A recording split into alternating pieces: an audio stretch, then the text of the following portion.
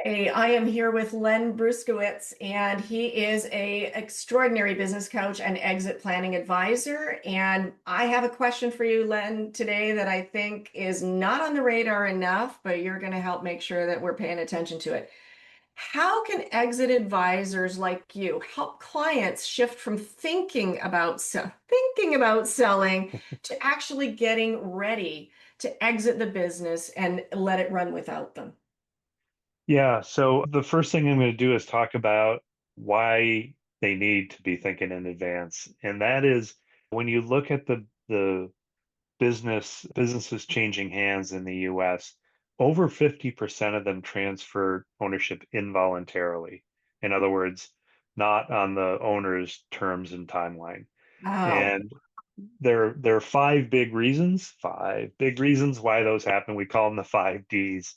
So death, disability, divorce, Hmm. disagreements between partners, and distress. Classic example of distress is the pandemic, right? And so those things happen. And even if you have a plan in place, right, even if you're working toward that exit, they still happen. But having a plan turns them from being, a problematic or from being traumatic to something you can deal with. Right. So that is why business owners need to be thinking about this in advance because nobody knows when one of those things is going to happen. So Right. it's better to be ready now. And the other piece, because a lot of times I'll talk to prospects and they'll say, well, yeah, I want to sell my company at some point down the road, but I'll worry about that when it happens. The Hmm. two reasons that doesn't make sense is the exit planning process can take a while, right? It can take 3 to 5 years before the company's really ready. Why? There are some tax implications that need time. Even when you decide to sell your business, a lot of times that's 12 to 18 months before before it actually happens. So there's all these things Yeah. that take time. Yeah. But the bigger reason, the second part of that is there are benefits to doing exit planning more than just the selling point, right? So more than just that time down the road. I'll just give a couple quick examples. Mhm. Working on exit planning and taking the steps now ultimately will de-stress the owner because they're going to let go of some things, right? They're going to have other people take on more responsibility. Ultimately, they're going to understand what their business is better and focus on the right things, so they're going to make more money. They're Right. also going to be able to take more time away from their business, right? And those are all benefits that happen well before the sale. And then ultimately, the business can be worth a lot more when they do decide to sell, and it's going to have a higher likelihood of selling. So the reasons to start now aren't just the ultimate sale price and whether your business is going to sell. There's Yeah. a bunch of great benefits that go along the way. It's kind of like putting the success in succession planning, Exactly.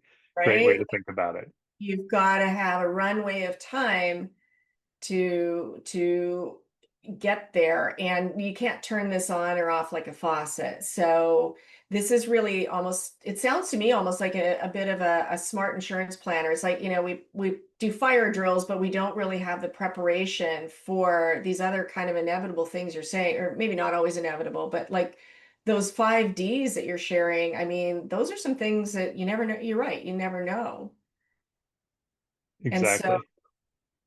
so do you, and what was it, over 50% you said don't really, 50 it's, over 50% of businesses transition involuntarily through one of those 5 Ds. So what that means is, the business owner had no intention of selling. One of those things happened and now they're forced to. And what that yields is ultimately, a much lower sales price if a sale happens at all. yeah, because now it's an emergency situation. That's going to be a lot more stressful for clients too. Absolutely, absolutely. And the seller then, the business owner is in a poor position to negotiate because Right. they don't have any other choices. Right. And so the buyer's just going, well, it's practically a fire sale as far as they're concerned. You're on fire with too many other issues. Exactly. Yeah. Yeah. So What would be kind of a first step somebody could take to say they're listening to this, they're paying attention to this, they're going, I don't have a plan. I should get on that. What would be kind of one of the, I mean, obviously getting a hold of you, but or somebody like you, what else can they be doing to get started on thinking about a plan? Yeah, there are some resources out there, not a lot, unfortunately. There are lots of places to go to learn how to start a business, how to grow a business. There aren't a lot about getting ready. Yeah, So, yeah, talking to somebody like me, somebody who's an exit planning advisor, is a great start. I'll give a just a really quick things that people can do themselves. One piece is on the personal side. Figure out what they want to do next. Talk about that with their family. That's an important part of the exit planning process is what's after this. The right. second piece is to get your house in order internally, understand, get your books in order, understand what drives your business. The third one is to document your processes so that somebody else can run the business. And the fourth one is to work on that independence, right? So that you can step away from it and somebody can take over what you term a turnkey business, right? So those are things that you can start doing today. The one bit of advice I would say is you don't have to do them all today. That sounds so overwhelming, right? Right. Start with a piece of one of them. Build some momentum, build some confidence, and then get some guidance along the way. That's super helpful. I love that. I love that. So it can be done. It's smart to do it, and you could start today. Absolutely. Thank you so much for sharing this with us all, Len. I think that that's really valuable advice. Thank you.